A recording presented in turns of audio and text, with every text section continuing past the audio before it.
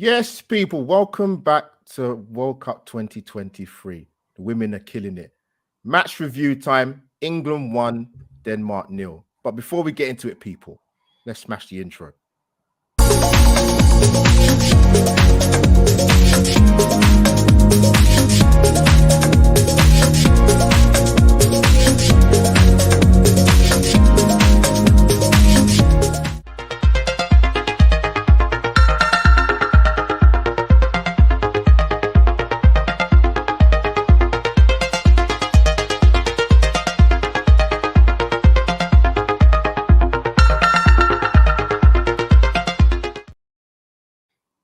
And there you have it, people. A very lively intro into match review time.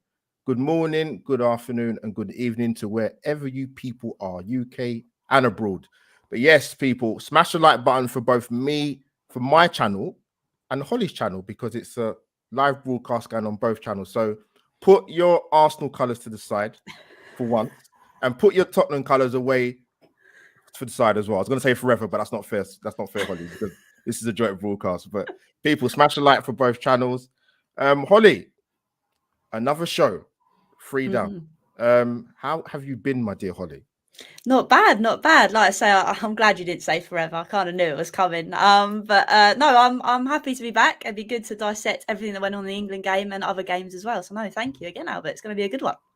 We have now you're actually outnumbered today in terms of club rivalry, but we're going to put that aside. So we've got two amazing guests in. I'll introduce my first guest. It's the first time I've actually had him on the channel. Music extraordinaire, percussionist, drummer, does his own podcast highlighting the women's game, does a fantastic job. Can you bring in Demian Arriaga, please? Good Demian.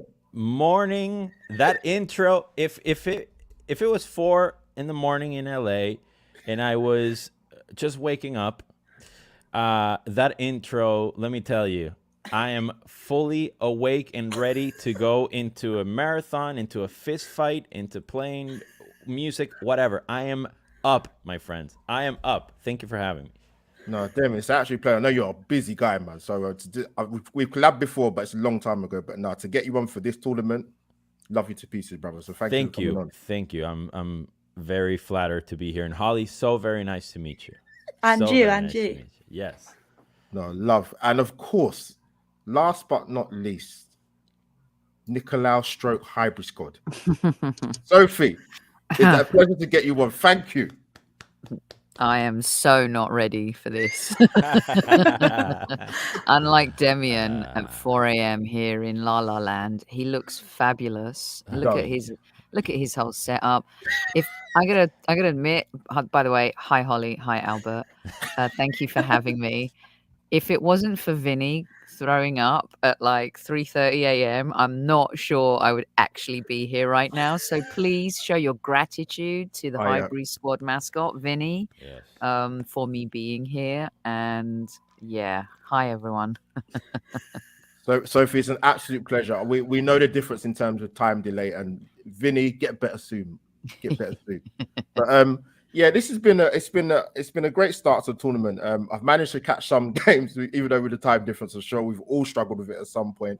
But no, Holly, we spoke about this briefly before, and sort of get your thoughts as well, Demian and Sophie. But the African nations, I have to say this. Let me get this out of the way quickly, because I obviously have joint allegiances.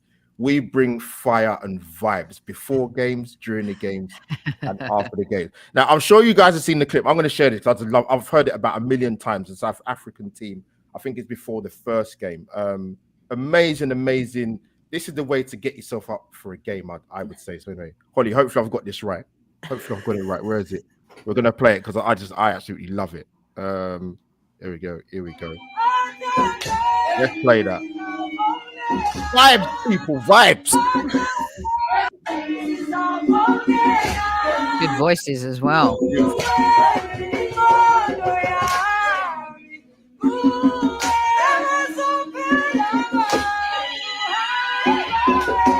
Come on, girl. I love it.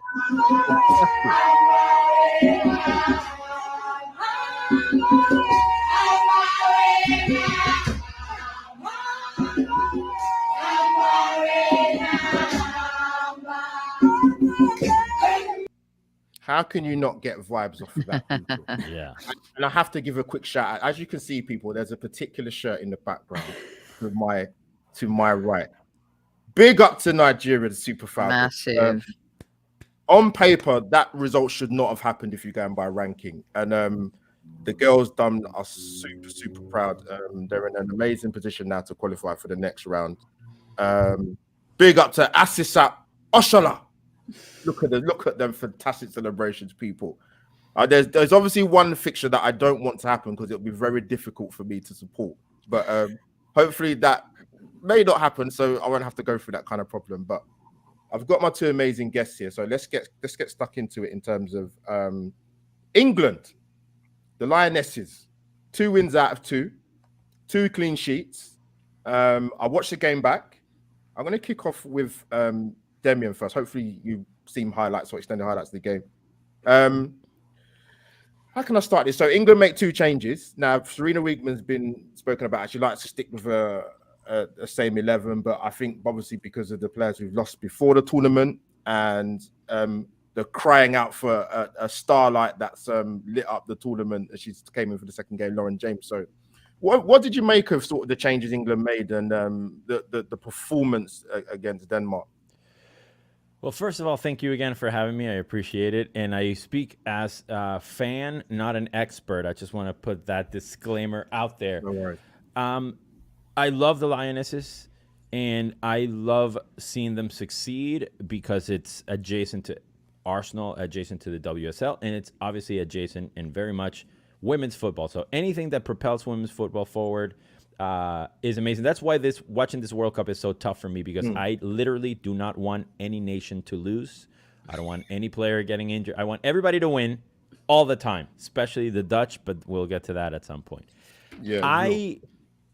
To me, having Rachel Daly at left back seems like the most fitting, most harmonious decision. When Carter was playing back there with Alex Greenwood, I just didn't think that, or Millie Bright, I didn't think that was the most cohesive unit from my ignorant perspective. And I really love the idea of having Rachel Daly in any team.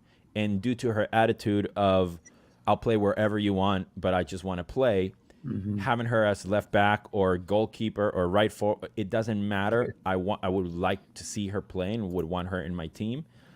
And when you have not only Alessia Russo up there that can bring a lot of, Alessia Russo to a certain degree is proven, even though she came off the bench mostly in the Euros. When you have that option and you have her profile of a player, what you almost kind of have to have her as your 9. But I think that Rachel Daly's the strongest option, and I think the whole defense looks way better with her. And Lauren James, as much as she's Chelsea, I mean, she's unreal. Yeah. So I'm very happy for you English folk, and it's just lovely to see. It's beautiful. It's beautiful. But Rachel Daly has to play for me 10 times out of 10. Yeah, so Sophie, coming to you, like following what Damian was saying, I've had a discussion with Holly in terms of England set up at the back. I'm a founding member of the Alex Greenwood Association. So beautiful to watch on the ball, just positioning, nips in. And for me, she gives balance to the team playing at left back. But Damian's right, because Rachel Daly can play everywhere. You have to have that balance because Millie Bright, as good as she is, has not played football for over 4 months. And you've seen that in the first 2 games with some of the mistakes she's made. But how are you with the setup of the defense? Are you happy with it? And what have you made of the Lionesses sort of the first 2 games? Yeah, so I agree and I concur with Demian's comments. I mean, Rachel Daly's just a baller, right? First game she comes on as a sub and plays up front, and we saw her shine at the Euros. I don't think it's undeniable kind of her talent just as an all-round footballer, baller. What's interesting to me about the back, and I think this is the issue. Let me know if you guys agree. And I'm not wearing my rose-colored glasses. Sorry, Holly. I'm really not. However, there's a massive difference in England's fluidity at this World Cup compared to the Euros so far. And I think just because everything seemed so easy at the Euros, we're expecting everyone to just kind of slot in and hit the ground running and smash it and have those kinds of performances in the same way. This is a team that has lacked scoring goals from open play. Thank goodness Lauren James kind of nixed that before getting into any knockout stages. The problem, though, for me, is missing Williamson. What Leah brings to this team in terms of taking the ball from the back and the ability to connect with the midfield, which then, of course, I always think the way she brings the ball out the back opens up the opportunities for those flank players. And I think that's been lacking. There's not, Millie Bright isn't that type of player. And, you know, you expect a little bit more from Lucy Bronze, I think, in these first two games. Yeah. But for me, the issue at the back has been having that calmness, that ball-carrying player who's not going to panic on the ball. And I'm not saying the England players have panicked on the ball, but for me, that's been kind of like the glaring issue. When you lose a player like her, when you lose a player like Mead, you know, those are X-factor players who can change a game on a whim, like Mead with her creativity and, you know, the ability to just do anything. And Williamson, just because she can control the tempo of a game. Much like, of course, and I'm sure we're going to get on to Walsh and stuff. So that's been the issue for me. And I think that when you have that cohesiveness and you have a player like Williamson who can just manage that back line the way she does, that's huge. That's a huge miss. And they're not used to not playing with her. So I think there should be some forgiveness in terms of everyone expects England to kind of come in and smash it and hit the ground running. But it's a little bit different with these injuries. And, you know, Kirby as well being injured.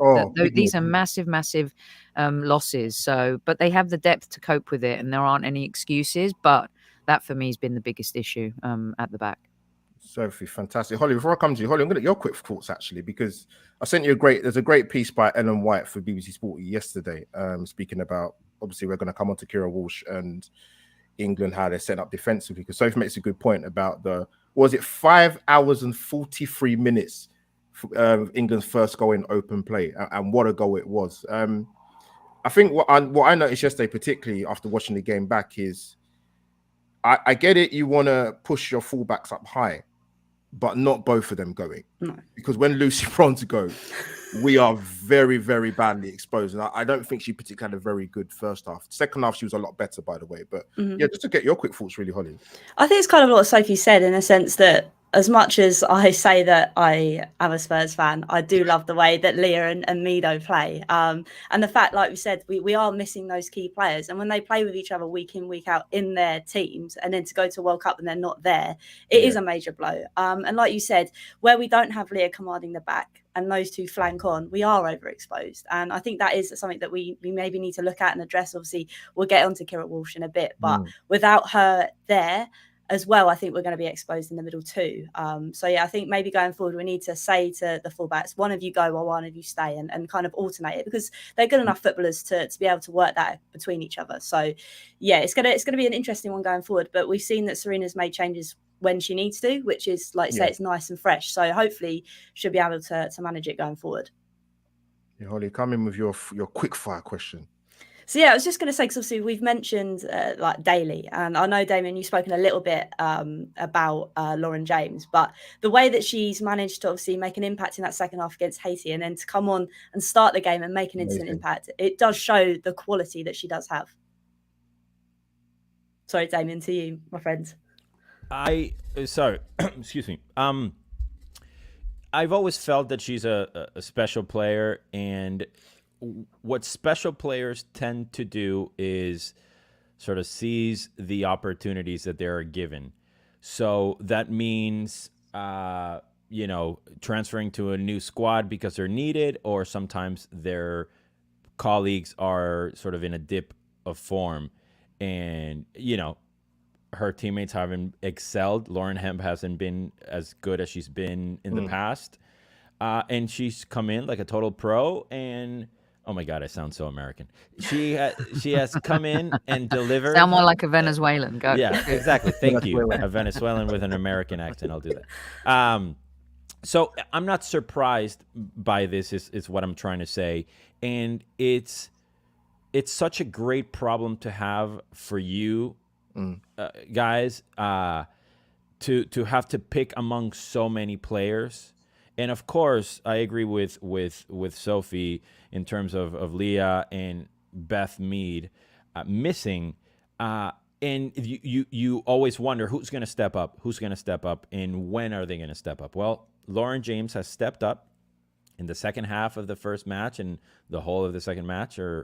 So I'm very, very confident that at least the forward line looks a world beater in a way for me, whereas maybe not the defense. I'm not too worried about the midfield, even without Keira Walsh, to be completely honest with you. I think there's more depth in the midfield than there is at the back for me. But overall, when you have somebody like Lauren James that hopefully will be a standout player, we see what forwards are doing right now, what standout players are doing for the whole of the tournament. So hopefully she'll be that for you guys. Can I just jump in real quick to dovetail on that? Because I know we're talking about Leah a lot and that back line, but can we just mention, without Earps' saves in that game against Haiti, England would have been in a lot of trouble. So massive kudos. Talk about stepping up and dovetailing off here what Demian said is needing players to kind of step up. Earps was just amazingly brilliant in that game and stepped up and really saved England's blushes, I think. So yeah, just had to jump in and mention the goalkeeper real quick. No, 100%. And I think that was kind of shown and evident in the game just gone as well, because there was a few saves as well that she managed to do. And I think she is a real acumen to, obviously, the England side, especially, like I said, when we've got those key defenders missing. But Sophie, I'll come to you again, because obviously we've mentioned a bit about Lauren James. It's just the way I think she's got the swagger of that ability to take players on, which I think is quite nice to see. I know we've touched on a little bit about, obviously, losing Keira Walsh. And I think we're all kind of at that stage where we're kind of a bit happier that, obviously, it isn't that major ACL injury. And obviously it's probably going to take a little while for her to come back round, but do you think that we'll be able to cope with her not in the side, if that makes sense? This is a really great question, and it's a real pickle, because this is the conductor, right? This is the engine, the nucleus, the player that, in my humble opinion, makes England tick. And love her. I know that I remember after the Euros, Albert was just like, give me Walsh all day long. I mean, and she's a Rolls-Royce player, and Rolls-Royce players are really hard to find. And there's a reason why she's a world record transfer, and her influence is massive, not only for England but also at club level. So I mean, the quality that coming in terms of replacing her. I know Serena's hot on Coombs, and you have Zellem and you have Nobbs, who Demian's probably going to vote for and root for all day, every day of the week. I mean, these are really good players. I mean, Nobbs was sensational after her move from Arsenal. And Zellem's been great at club level. Maybe doesn't carry that same weight, perhaps. I think Coombs is going to be the player, but losing Walsh is massive. And when you lose her, as I said, among the other players too, it's a little bit difficult. But when you see Lauren James come in and perform the way she has, when you see players take their chance, there are going to be a lot of players who are going to really want to grab this opportunity to play in a World Cup, to shine for their country. And I think they'll be ready for it. You know why? Because this manager, this coach, is the best in the world. She's proven to deliver on every single level. And if you're going to trust a coach to deal with adversity and have her team ready and confident to play, it's going to be Serena. So I back whoever comes in. It's not the same quality, but still be a really good player. Yeah, Sophie, great point. Let me give my little 2 pence about Queen Walsh. I was glad to hear when the notification came through on my phone. I was at work, that it's not an ACL. That was the first thing, because a lot of it's happened. And Jonas Eidevall made the point actually in the analysis that even when you notice when Lauren James scored and she went and done the knee slide, like I just automatically assumed stupidly they would water the pitch. So the fact that it looked really nasty, her injury, actually, because when she went to slide, there was no movement. Her studs got stuck in the turf. So that's something I need to look at. But yeah, she's pivotal. And again, to the piece that Ellen White said in the BBC Sport, that with Walsh, it's not just her ability on the ball, it's the fact of what she does off of it. So she attracts players away. So it allows the likes of when Williamson is fit and when Alex Greenwood to come into midfield and to ball carry. And she's a massive, massive miss, man. And I look at the England squad, there's a massive opportunity for a lot of players coming into the tournament because there were players missing. But with the injury to Walsh, obviously we're not knowing to the extent what it is. What do you do? Because someone's within that England midfield has to play a bit more of a disciplined role. I'm not sure there's enough in terms of, it'll be interesting what Sophie and Demian think in terms of the ball playing side of it and passing ability. If there's another player in the England squad that can do that, Zellem's is quite a set piece specialist. Coombs is probably going to get the nod. She's got a massive opportunity after was it an 8-year hiatus out of the England squad? Crazy, but it's a big concern how England go about this. They've got quality there, but I don't think she's replaceable. She's that good. If I'm being totally honest, England are going to have to find another way, because it was seen as though if you stop Kira Walsh, you stop England. Australia done a very good job of it in a pre-warm-up game. Germany did it in the first half in the Euro final very, very well, but it's a big miss. And sorry, Holly, coming to you quickly. Sort of the England midfield, like who's going to play that more disciplined role? Is it going to be Stanway, but you take away her attacking ability?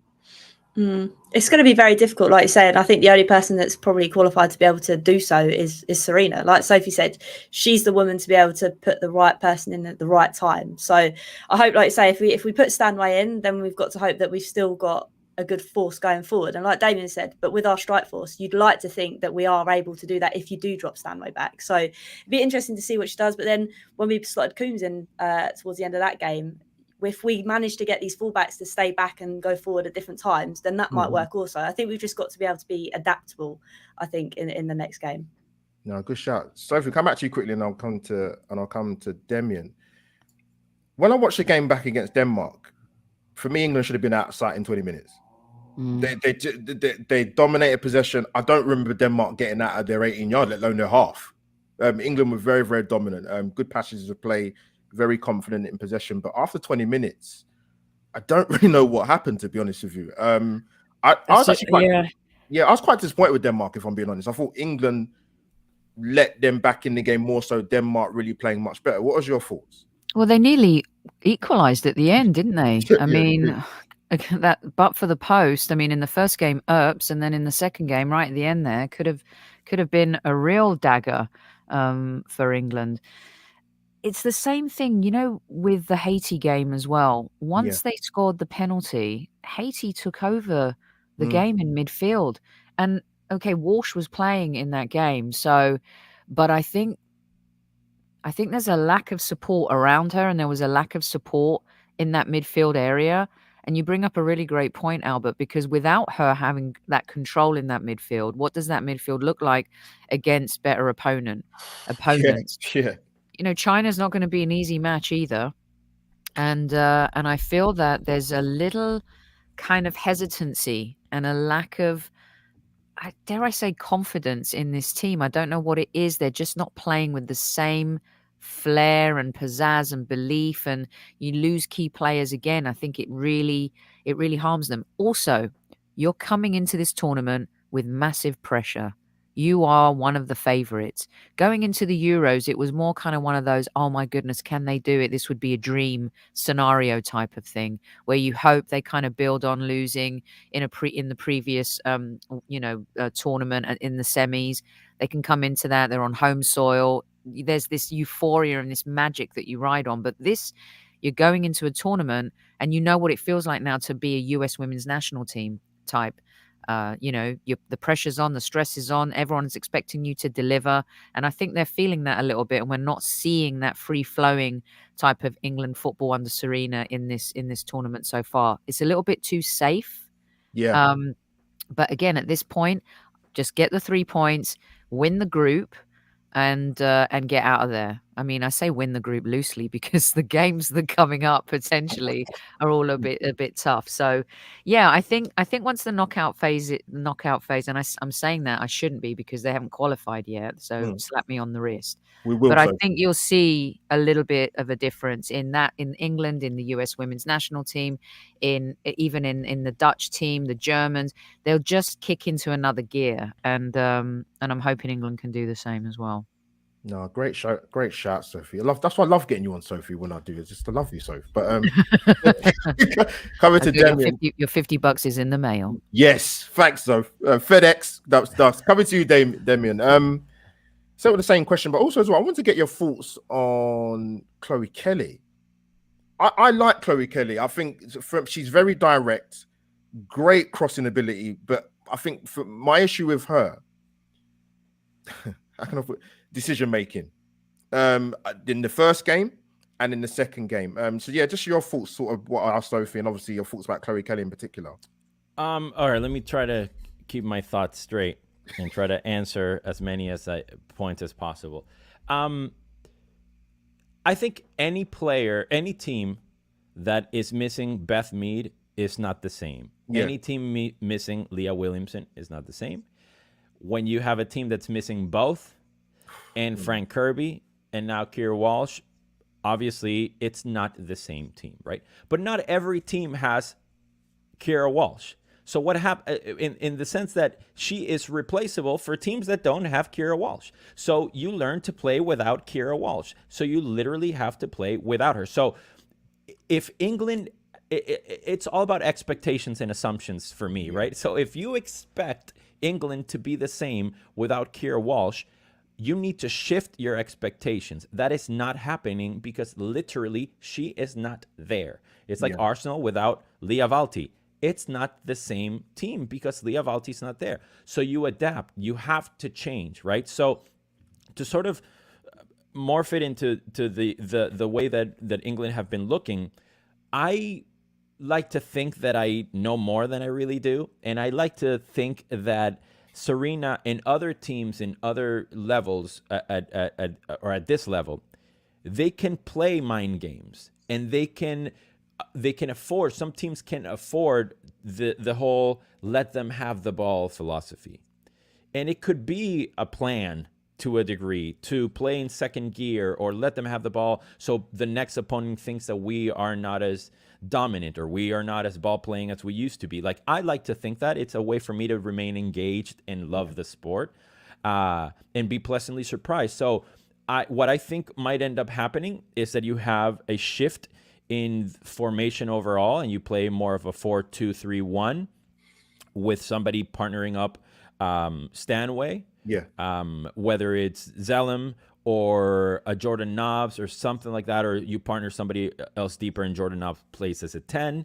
That's what I think will happen. And as far as Chloe Kelly, I did a little sort of blog before the right after the season ended as far as which players I would love to be at Arsenal. And one of them was Alex Greenwood for sure. Absolutely. And I think I might have mentioned Chloe Kelly, and if I didn't, what I'll summarize is I wouldn't touch her. Like, I would leave her. I think she'll come good. There's something about her playing, her decision making might be questionable in the past couple of games, but it's a matter of like inches. Yeah, some of those crosses and some of those dribbles. So I believe that she'll come good. And I'm gonna say something kind of crazy, but she would be among the first teams on that team list for me because I have faith in what she can do. She hasn't shown it necessarily, but there's something about her that I think is really special. So I'm hoping that it'll be a very effective show in the next match at least. Did you mean first on the team sheet for Arsenal or England? No, for England. Excuse me. Yeah. So no. She doesn't get into the Arsenal. no, she doesn't. No, I agree with them. Yeah. But I think she's a fantastic player. And it's like, I think because it's like the tournament and the group matches and we got to, everybody has to deliver. Yeah. Like, if we all take a step back and know that there's time and there's time to develop, more than we always know that there is or think that there is. So having Chloe Kelly in any team, it's an asset, and I think she's going to come good. I honestly think so. I'm making my shopping list too, Demian. I've got a shopping list. Oh. I'm sure Holly's got one for Tottenham as well. A very long one. Holly, you open that one up. I'm like, maybe an entire starting 11. Sorry about that one. I'll leave now. Oh dear. It kind of rolls me into the next question that I wanted to talk about, because obviously there's not many England players that play for Tottenham apart from Beth England, Sophie. And obviously I actually had like a little jump off the sofa when she got brought on. So obviously if we put aside our rivalries, what do you kind of think, Sophie, that Beth can kind of bring to this side? Because obviously she didn't get much game time in the pre-games for the World Cup, but she has made an appearance now against Denmark. So what did you kind of make of her when she came on?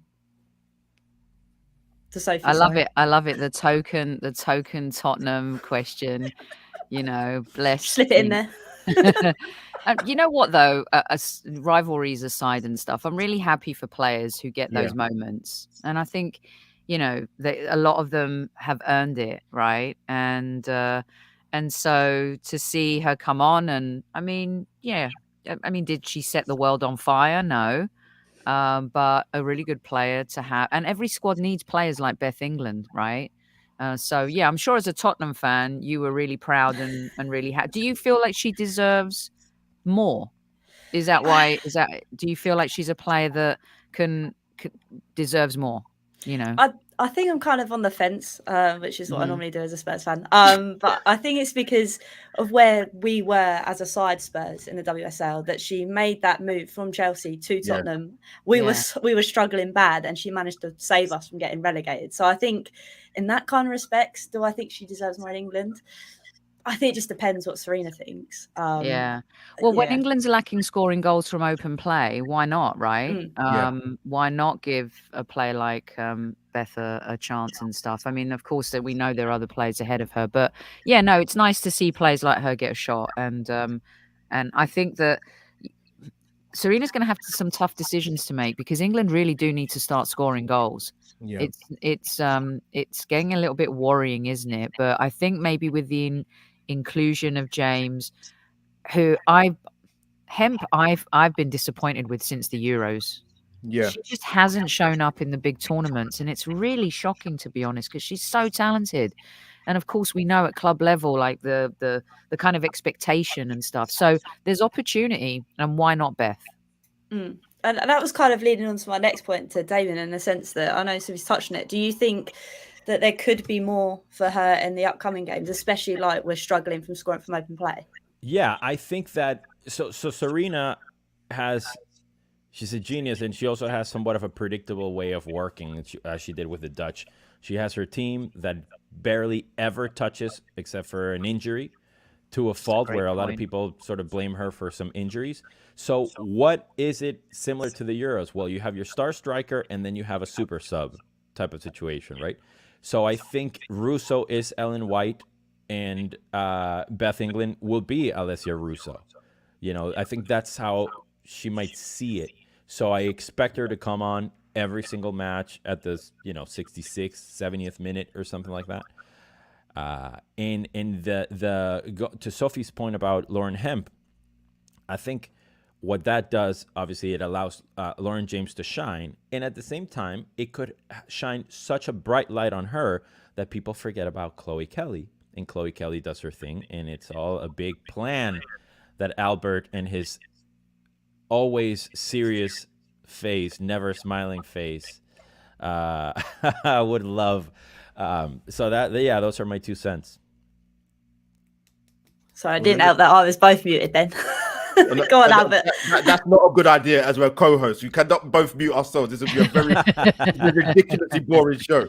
But no, great points. I want to sort of take it away from England a tiny bit and come back to it.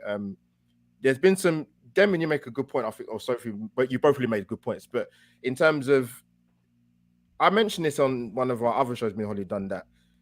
I think, yes, you'll get some results where teams will get pummeled and hammered 5-6-0. That will happen. But I think sort of watching major tournament football over recent years, that has slowly dissipated and gone away. there's been some tough games. We've seen, obviously, at the moment, I don't know what the Germany game is at the moment, but there's 1-0 down to Colombia.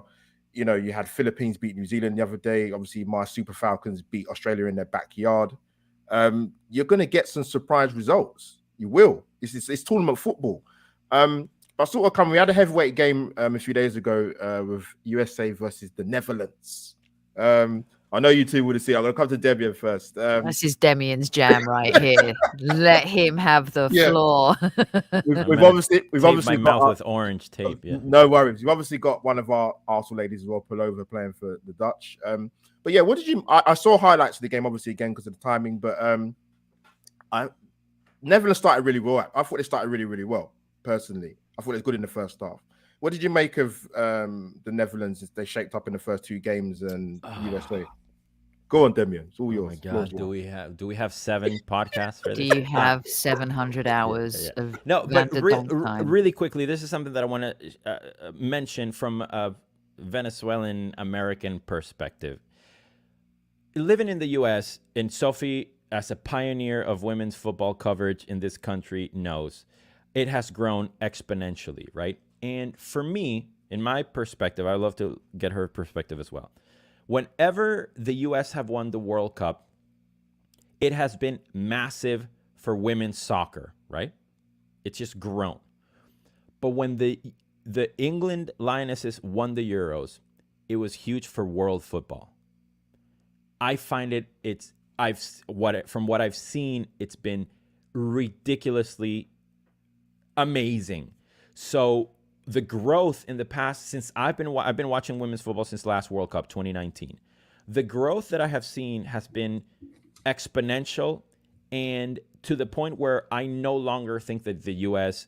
could ever dominate a major tournament in the near future. Like, that's how from my perspective, the growth of the team, England, everybody's just playing unbelievable, and that's to Albert's point about the score lines being more equal. I think that everybody's like, nobody's scared of the America as they used to be, in a way. Maybe there's more focus on European teams, and then we see African teams and so on. It's just spreading all across the world and not just centered in some American players. So that's just my point. And then precisely to that point, I was so impressed by the Dutch in the first match. You know, that's what I wanted. I wanted the Dutch to show the world that America isn't as good anymore, and to dominate as much as possible. And when my favorite player, Daniela van de Donk, in the history of the sport, to me shows up in every corner. Her heat map was just a big orange rectangle. I thought she was outstanding. I'm very, very biased, I will admit. She's my favorite player. But I just thought that everything was gelling well. Jill Roord was playing really well at first. Same with Van de Donk, like I said. Shaki Groenen was all over the pitch.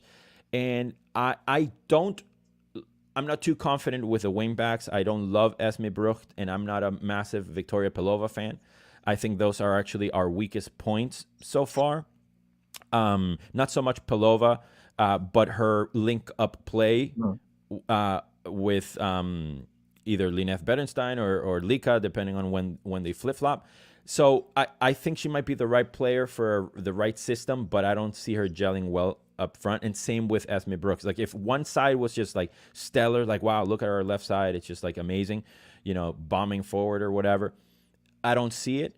And then the second half was like U.S. doing what U.S. does and says, like, actually, Demian, shut up. You don't know what you're talking about. We are, in fact, an amazing nation, and we'll always be good. And look at our players and look what we do. And your favorite player wants to mess with our player. Well, I'm going to show you what we do. And then we're going to score from that incident. And get those stars and stripes ready for the 3-peat, my brother. Yes, exactly. So, so I'm very impressed with the things that I wanted to see, and I'm sort of being proven right in my own mind with what I wanted to see, but it's not enough. We need a Lauren James moment, which we haven't had from Lika Martens and Lineth Berenstein, and our only goal came from Jill Roord, basically, and Van der Gracht, who's a center back. So I'm not too confident. I hope that we have that super sub like a Lauren James, where I'm like, oh, okay. Like when Cody Gakpo came on for the Dutch in the World Cup, when you're like, okay, wow, okay, we have this shining star. So you know, I'm impressed by the things that I wanted to be impressed by, but as far as like going forward and being super confident, I am not, unless something changes up top. Can't trust the Dutch when it gets to the knockout phases. The saying, "C filed under." Well, you say that, but they made the World Cup final. Yeah, that's very true. Yeah, okay, fine. But what happened? Choked again. Really, I mean, it's true. It's true. It's like, I don't know. There's something about the Dutch and Sweden. You just think like Sweden look like they're on fire right now, but they could just let you down like the next game. You know what I mean? And sorry to interrupt, Sophie. And I don't want to bring up missing Viviana Miedema. It's a key. But that's huge as well. It's huge. And I don't see them adapting. Like, I don't see them having another number 9 that might not be that good. They're like changing everything. Like, or it's almost like I see them adapting too much. Whereas I wish they would just have like the same setup, and they would just have somebody that is just not as good as Viviana, because nobody's. But you are right. You are right about the dominance of the US, and you know they struggled in their first 2 games. You know, and again, pressure. This is a team that really, for me, I've been covering the US women's national team since 2011, Olympics and World Cup. Yeah. And what I found about a lot of those teams, the Carly Lloyd, Abby Wambach teams, there was more character in those squads. And I believe, gosh, I got to be really careful how I say this, but it was less about me and more about the team. And I feel like in the US women's national team, the last tournament and this, is a little bit less emphasis on what's made the US women's national team great. Now, I say that, I've covered them, and I think they're a great squad and they've got talented players, but there's just that X factor missing of that ultimate togetherness. And for Vlatko, this is a massive tournament in terms of his own legacy as well. And I don't know, I think they'll get stronger as the tournament goes, but there's definitely that missing.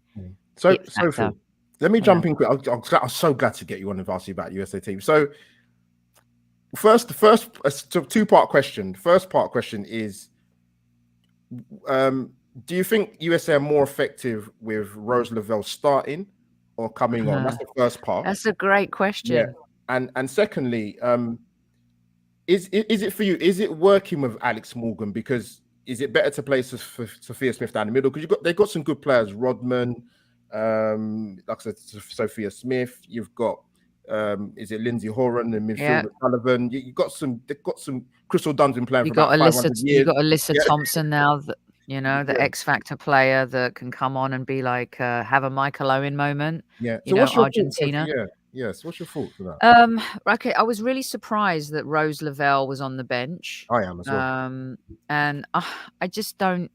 There's some, I don't know. Vlatko sometimes he's a bit conservative, but yet he does take those risks sometimes up front. But you know, play like Rose Lavelle in a tournament, a little genius like her, touches the ball, exquisite, great off the ball, great on the ball, just a really super talented player. I was very surprised that she wasn't playing, and I'm a huge fan of Rose Lavelle. She came on, she got a yellow card in that game against the Dutch. But yeah, and Alex Morgan has been the poster girl for the US women's national team for so many years now, right? Sophia Smith is this player who's come in to the mix because of, oh my gosh, I'm having a brain fart, of the injury. Oh, Holly will help me. My gosh. Forward, what, Rapinoe? Yeah, no, not Rapinoe. Oh, she just before the tournament. It was terrible. I can't believe I'm having a brain fart right now. I can't think. So Sophia Smith has gotten her chance. Alyssa Thompson's gotten her chance because of these couple of injuries. And Sophia Smith, I think, is a fearless player. She plays football like, you know, she has no pressure and no stress on her back. And I like her when she cuts in. So I do like her playing on on that side. And Alex Morgan, I still think, is super dangerous. Does she lack a little bit of the pace that she had? Yes. But when you're talking about a clinical finisher in a tournament that can absolutely just change a game on a whim, Alex Morgan's going to be the player that I think Vlatko's going to, going to run with. But Rodman as well, very talented player. Now, you talk about my shopping list, Demian. Trinity Rodman is on my shopping list, as is De Mornay from Haiti. I would love She's her. at Lyon. She's going to play I know. Lindsay Horan right now. It's done. But yeah, so again, they have so many talented players. But has he really found like his Super 11? I'm not sure. But the injuries have hurt the US women's team as well going into this tournament. Sophie, is it Mallory Swanson? Yes. Yeah, I thought so. I just quickly Googled it. Thank you. I was like, poor Mallory. I mean, and what a player and what a loss. And it was and her injury was just all really, you could feel, like sometimes when a player gets injured and you feel it goes through the entire team, and they felt this injury big time, and losing her was massive. And again, the kind of injury that is just soul crushing the women's game right now. So yeah, I still think they're dangerous, and I still think they'll get to the final. The US have finished in the top 3 since the tournament was incepted in 1991, I just can't see a final 4 without them in it. No, great stuff. So I just wanted to get you two amazing people on, man. Even though Holly's kind of outnumbered a little bit. But before we move on to the next section, before I come to Holly, she did get her Beth England bit in though. That was great. I love it. Well, absolute class. But before I come back to my amazing co-host, we'll be back after this short little intro to subscribe to Albert JTV and Holly's Hotspurs.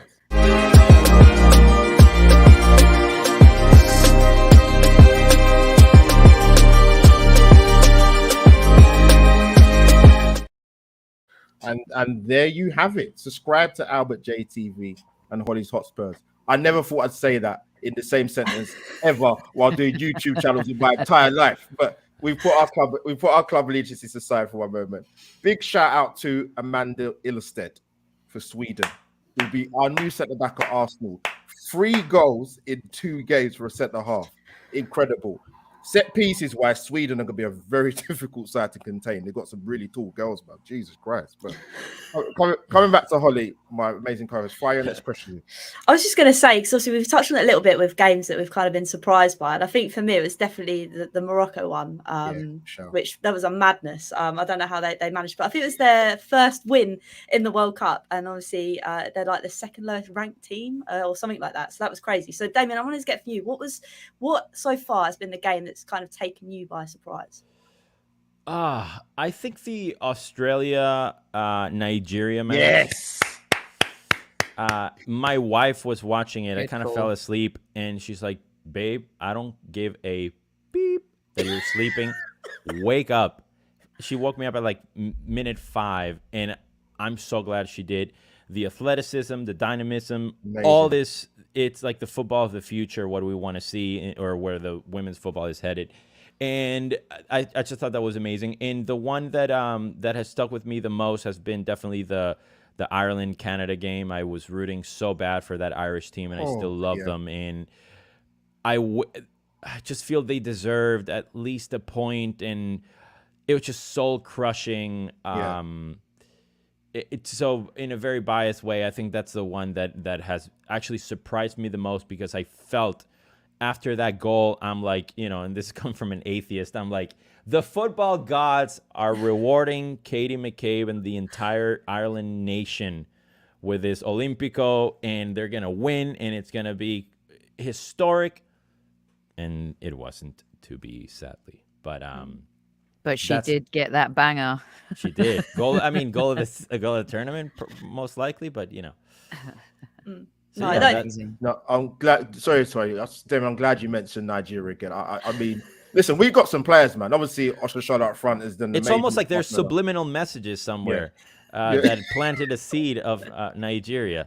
I don't know what it is. We've got some players, man. Ajibade, great engine midfield. Tony Payne, superb control midfield, man. So listen, Did I hear canoe? Is there a canoe play? Yeah. So listen, we're coming, man. The Falcons are coming. Holly, come back to you. Come.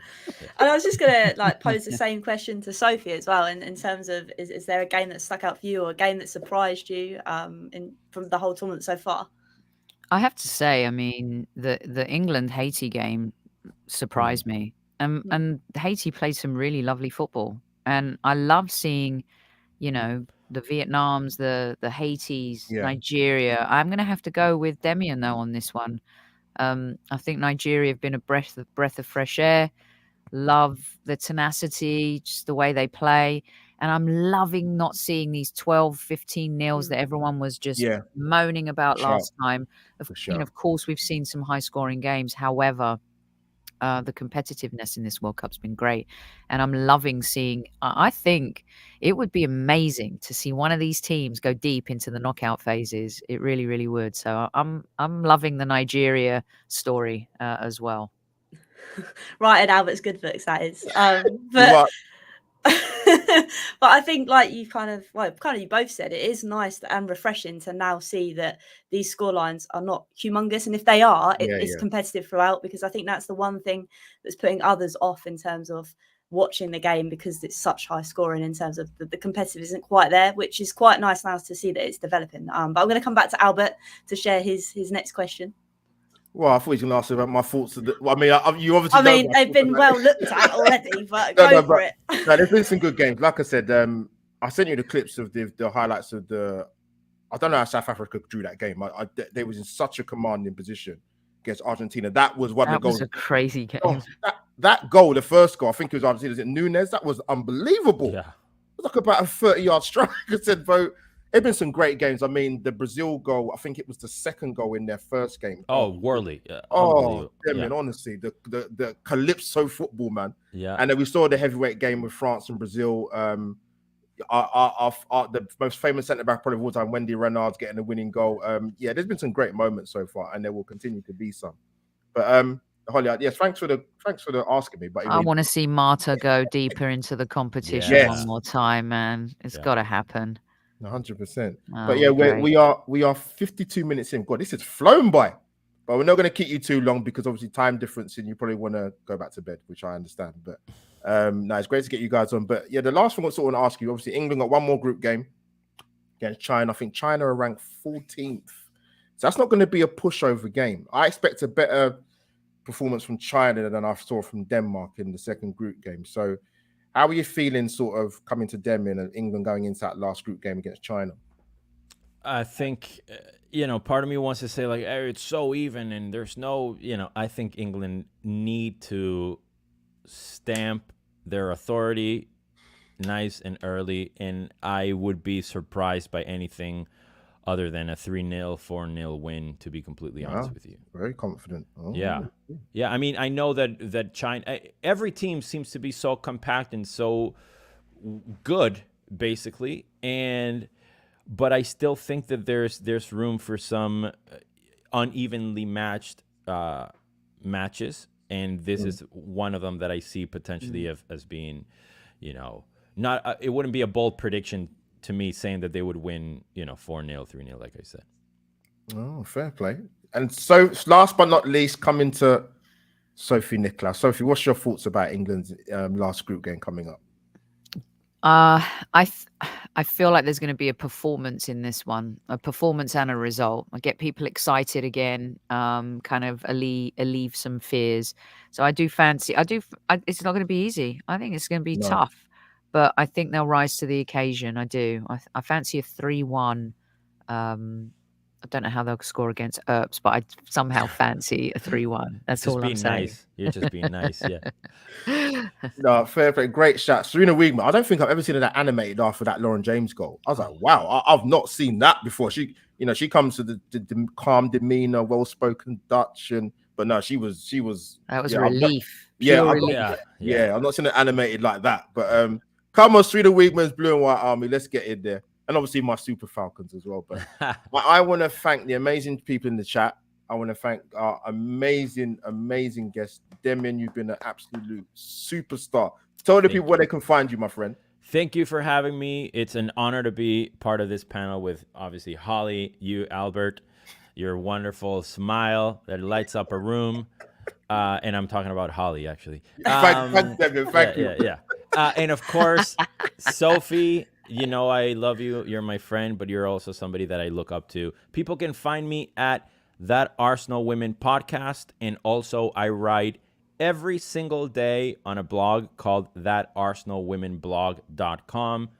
A lot of it has to do through music and very subjective opinions and random things about women's football, hopefully all related to Arsenal. And right now it's more of a Dutch national team situation, but every day I post some nonsense there. So thank you, Mom and Dad, for reading every day.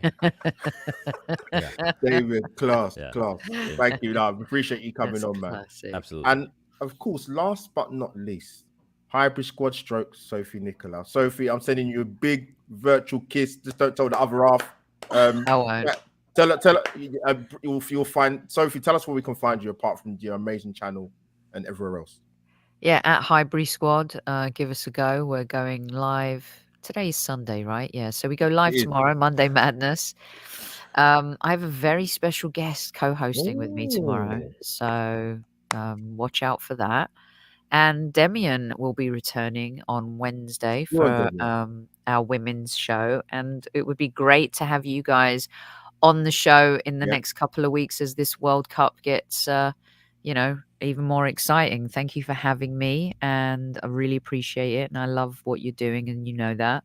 And I do apologize for actually not being able to tell the time and not reading my DMs properly. You can blame Arsenal's US tour, which has totally interfered with my Women's World Cup coverage, by the way. Yeah, so it's kind of my fault, but not. There you go. Just blame me, Sophie. Just tell him that I sent you the wrong link. Oh, no. Yeah. Demian literally yesterday. Okay, real quick. Yesterday, he said, he goes, Albert show, you're going to be ready like 4:30 in the morning. I go, what are you talking about? 4:30. I have to come clean now even further with this whole debacle. I literally told Demian he was talking out of his backside, and I said, here's the information. And he's like, no, I think it's that time. I go, no, just go to sleep and don't worry about it. Look who's bright-eyed and bushy-tailed and ready, and look who isn't. That's I have never known a woman in my entire life, that includes ex-girlfriend, who's apologized to me more than Sophie in the time I've known her.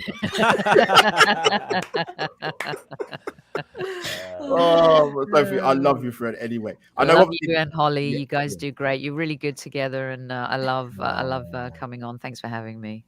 Sophie, I'm glad you said that, because I'm not sure the Arsenal community will believe that about Holly, as the Tottenham community on her channel will believe that about me. But we know what you mean. Yeah. So now, Sophie and Demian, thank you so much. Thank you, guys. Not last but not least, my amazing co-host. I mean, I'll be honest, Sophie. I'll be honest, Holly. It's obviously going live, but I will say I do love you to pieces. You know that. We've got on. We've collaborated. I'm surprised we got on, because we should hate each other really, but. We do, but we kind of run it out. But no, amazing to collab with you. This has been in the pipeline for a long time, so we'll be doing more collabs together, to be honest with you. So no problem. Definitely. It's just a shame we just obviously support the wrong sides of North London. Otherwise, we could do collab shows every week. All right. So if you can't, calm down, Holly. Don't get carried away now, right? Don't you try and get our Albert. I mean, he's already wearing blue up here. I mean, I know it's an England shirt, but let's just say it's. I literally like, I'm not wearing the red one. I'm wearing the blue one. So. Good stuff. Yeah, like I said, people, smash a like on my channel, Holly's channel. Subscribe to Albert J TV. Subscribe to Holly's Hotspurs. That is the match review over and out. There's still many more shows to do, but we'll see you soon. Take care and God bless people.